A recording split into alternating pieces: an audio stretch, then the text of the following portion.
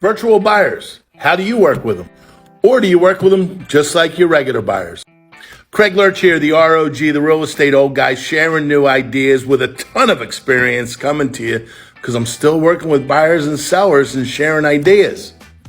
Here's how I work with virtual buyers. Number one is you definitely, and also with my regular buyers, don't go out unless we have copies of pre-approvals, proof of funds, buyer financials filled out, consumer notices required in Pennsylvania and some other states, and also a buyer agency agreement.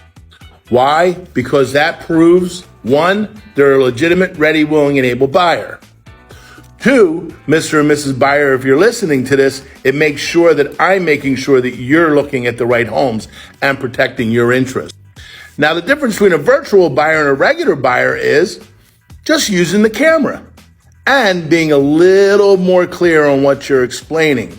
Because you're not just looking forward, you need to be remembering the camera needs to be looking up and down also.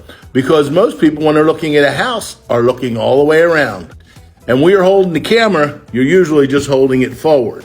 And you need to be descriptive with things. When I'm walking through a house with buyers that I'm representing, I'm very particular on looking for things that they're not looking for. They're looking for all the pretty shiny things. I'm looking for the things that could be hazardous, that could be major in repair, that could have a defect, that weren't done right. So I'm their eyes behind their eyes. Next thing I do is I automatically also make sure everybody has a copy of the paperwork before we go out. Why? Because I want to make sure everybody has a chance to read it, understand it, and know it, that when we do submit an offer, everybody's cool, that we can do it right then and there, and there's no hesitation or concerns.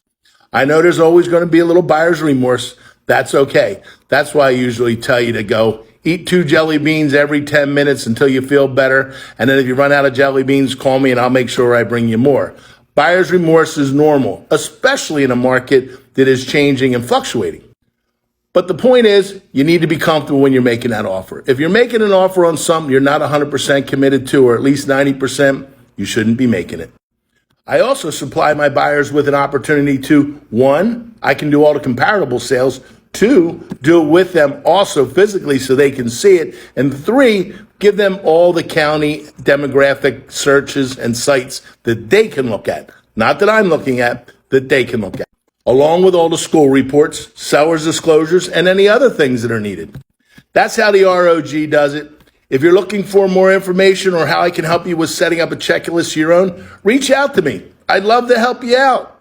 Keep selling, keep buying.